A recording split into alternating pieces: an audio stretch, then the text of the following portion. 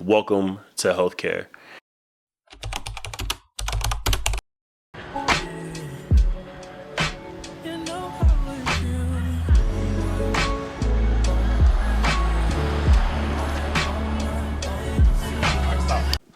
All right, YouTube. Before I say anything for this video, I want to give you guys a shout out. We hit 5,600 plus subscribers. Yeah, bring it in. But only about 20% of you guys are actually watching the content that are subscribed. The other 80% is not subscribed. So I'm trying to get that number up. So I want to, give you guys the opportunity right now to hit subscribe because it's free. They're free. To subscribe is free. So click that button. Also, this is the first episode or first video for Vlogmas this year. So ain't that right? He ain't lying.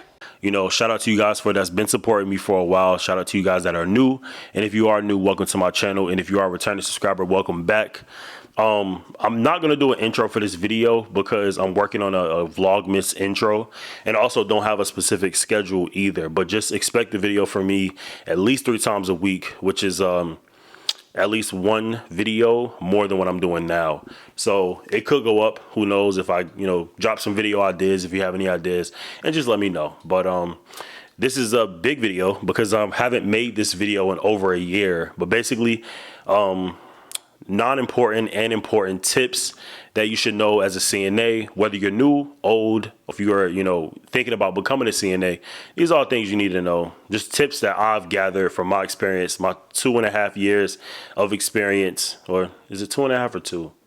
2 years of experience, and I feel like it's gonna be valuable. So stick around, hit subscribe, like, share, comment, all that good stuff. Let's get into the video. So the first tip that I have for you guys, and I have it on my phone to make sure that I stay on task, is do not tell your coworkers about your business. I knew this coming into this industry, and this should pretty streamlined for any job. This is pretty streamlined for any job. Don't go to work telling your business. Do not go to work talking about, your family, your fiance, your boyfriend, your girlfriend, things that you plan to do or whatever, unless you trust them. But typically, it's not good practice to go to work telling people all of your business. These are your coworkers, not your family. You know what I mean? Not your close friends. And from what I've gathered, it's a little bit different from our old company, but it's a lot more chatty in this industry, a lot more gossipy, a lot more catty. It's just a lot of fakeness, fakeness going on in this industry. So, the best thing you can do is kind of keep to yourself. Like I told y'all before in another video, and I'll try to add it in the clip now. I don't know if I can get to it. But when the drama comes on the unit and people start chatting, Zit is out of there. I don't want to be nobody asking me, oh, what did such and such say? Or how do you feel about this? I don't care. I don't know. It don't got nothing to do with me. So I'm staying out of it. Just simply staying out of it. Maybe you've been in this situation before. Maybe you have, heard of this or been in a situation where your name was dragged into some situation that had nothing to do with you. And you're like, I don't want to be involved. I don't want to piss nobody off. I don't want to get on nobody's bad side. It's just not worth it to me. It's just not worth it to me. So best advice I can give for you guys, get away from the drama. Do not tell everybody your business, and everything else should work out perfectly fine. Welcome to healthcare.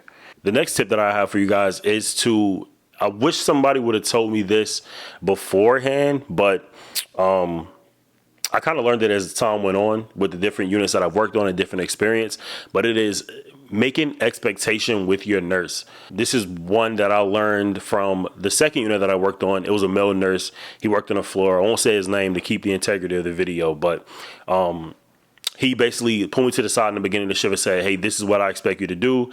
This is what you can expect me to do. And if you need anything, let me know. We'll have a good shift. I have been on, different units and work with different nurses that had no expectation.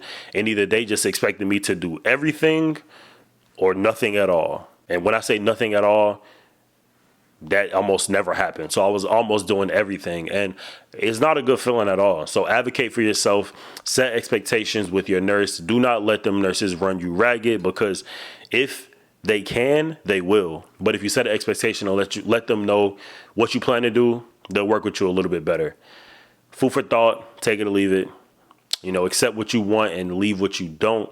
But this is just my advice. Ain't that right? He ain't lying. My third tip is going to be round on your patients at least Q1. No matter the acuity of your unit, no matter how intensive the patients are, no matter what is going on, try to round on your patients. And when I say round, I mean an intentional round where you're walking into the room looking to see chest rising and chest falling, looking to see what they're doing and just make sure that they're good, because you never really know what can happen in an hour or 40 minutes or 30 minutes for that matter. So just make sure you're actively, intentionally rounding on your patients. Sometimes the nurse won't, but it's good to help your nurse in that way as a CNA. It's just a good practice to have, because if you do become a CNA, and I tell y'all all the time, if you plan on being a CNA, then you need to plan on being a nurse too. So if you're going into being a CNA, do not let CNA be your end stop, because it is not worth it in the long term to just be a CNA for 25 years or 30 years. You need to have an end goal. PT, LPN, RN, doctor, a different industry, figure it out. But have an end goal and be intentional with your rounding. Help your nurses out. I feel like a lot of times they should be helping us a little more out, but also help your nurses out. You know where you want to be, do your job. My number 4 is going to be take breaks when you can. I know that that's easier said than done, but if you don't get a break, or if you don't intentionally try to take your break, they're not going to give it to you. It could be a busy night. Somebody needs to relieve you for 20 minutes, 30 minutes, 15 minutes. Get away from it all. Eat. Even if you have to cut it, short. I've had to cut lunches short many a times, but at least I got a lunch, because if you let your nurses run you ragged, they will. They have 4 patients, you have 9. They have 3 patients, you have 7. You know what I mean? You have a lot more, patient care work to do than they do outside of passing meds and doing assessments. So make sure that and wait. That's not to say that nurses don't do patient care, but more times than not, you'll be the one doing the most of the patient care. So make sure that you are able to take a break. Talk to your nurse, say, hey, I plan on taking it at this time, so you need to be around so I can take this at this time. Talk to your other techs on your floor. If you work at a nurse home or hospital, this is very doable. I've done it multiple times.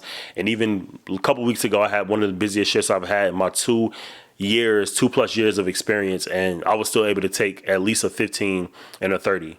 But I intentionally forced myself to take that 15 and 30. As miserable as it still was a break. So the next one is going to be bring your own food to save money. You will blow through money trying to buy food at the hospital. Not only is it more expensive, it's not as, in my opinion, it's not as good, as tasty. It's healthier. Don't get me wrong, it's healthier. But, some hospitals have chain restaurants in their hospital. I've worked at hospitals that had Subways, Panera, Starbucks and stuff like that. So you need to be intentional about cooking your food, bringing your food. It's a little more healthy that way, and you save more money that way. For example, I know a nurse personally that used to work on a unit I used to work on, and she had a Panera bread addiction. And from what I can see, it was an addiction, and she ate it almost every single night, whether it was a pizza, flatbread, sandwich, bagel. It was a Panera crazy. I asked her, hey, how much do you spend in a month? She told me close to $200. And I'm like, to some of y'all, that might not be a lot, but like, that's a lot to spend on Panera bread just so you can eat at work. And that's not counting the other stuff that she'll order, before she ate the Panera. So keep that in mind. Pack your food if you can before you go to work, because it's expensive. And you get sick of eating the same thing. I get sick of eating the same thing. I can't eat, that stuff every single day. So, yeah. Number 6 or 5, or is it 7? I lost count. But it's going to be to front load your work. As a CNA, you have a schedule of things that you are needing to get done, needing to accomplish, needing to finish. And the only way you can finish that is by setting a schedule, and to keep yourself from being straight, running like a chicken with your head cut off before shift change. Front load your work. You have a list of EKGs you have to do, bladder scans, Foley checks, or Foley care, vitals. You know what I mean? You have a lot of patient care to do, CHG babs. You have a lot of stuff to do. So front load your work. Which patient is quicker to do? Which patient is taking a little time and is a little slower to move? You know what I mean? Try to, get it done that way. And me, I like to finish the slower patients earlier. So if they moving a little slow and I have to get their weight, or I have to give them a bath, or I have to, do mobility with them, range of motion, like I try to knock that out in the front half of my shift and knock the ones that are quicker, more with it, more agile patients later in the shift. Do their mobility, do their weight, bath, whatever you got to do, bed change, whatever. Just get it done, get it done, get it done, get it done, get it done. Another tip that I have, which is piggybacking off of that one, is make sure you chart as soon as you get it done. I have forgotten to chart so many things. And I feel like this is more pertinent to a hospital than a nursing home, because in a nursing home, it's a lot more slower pace. But in a hospital, they expect you to chart so much more. Whether it's if the patient is ambulatory, intake and output, vital signs, orthostatic vitals, outside of that, it's a lot more that you have to do in a hospital than in a nursing home. And if you have a whole lot to chart, it's best to chart it as soon as you finish it. I don't leave a patient's room without charting it, what I've done, everything that the patient, told me or whatever, because all this is going to basically cover yourself, because you don't want to miss something. You don't want to not chart something and then someone's asking you about something later on down the line. You're like, I could have just charted that. You know what I mean?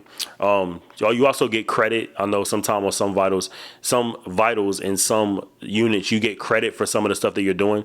So if you're making sure that you do at least like 5 baths a shift, or if you make sure that you ambulate, 5 patients, or if you make sure that you give CHG baths, do Foley care, all within the time parameter, you get credit for that. You get highlighted sometime by management. And, me thinking about not being an overachiever, but just being like a reliable tech, a reliable person. I want to be the best tech that I can be, so I can be the best nurse, so I can be the best nurse that I can be. And nurses are more inapt to help you out, let you see certain things that they do, include you on certain things that they do to help you become a better nurse, give you certain advice, put you under their wing. So just keep that in mind. Is that it? Oh, I got one last one. And this is specifically for a night shift, but it could be applied to day shift as well. You work 12-hour shifts. We're there literally all day. In my opinion, that's all day. Another 12 hours and your day is over. So if you are a night tech, the hardest part about working nights is staying awake. But one thing that has been helping me is espresso. I wasn't introduced to it before, I want to say like a month and a half ago, but sometimes if you don't get enough sleep during the day, you struggle to work overnight, which means that you are not as focused as you need to be, and you're just tired. You're sleepy. You want to go to sleep. If it's 3 of 3, you're dead tired. And if you work nights, staying awake is the hardest part. So the best thing I can advise to you guys is take some espresso. Like I said on a previous video, take some espresso, do what you need to do, but get that in you so you can be awake. It's helped me. It's helped my girlfriend. She's a nurse, and it'll help you too. So keep that in mind. That's all I got for y'all on this video. Happy Vlogmas. Happy Vlogmas. We are in day 1 of Vlogmas. I'm a day late, but it's going to be a good Vlogmas. If you have any questions, I do want you to let me know what questions you have. But stay tuned for more. I got more planned for you guys. So, I'll see you on the next video. All right. Peace.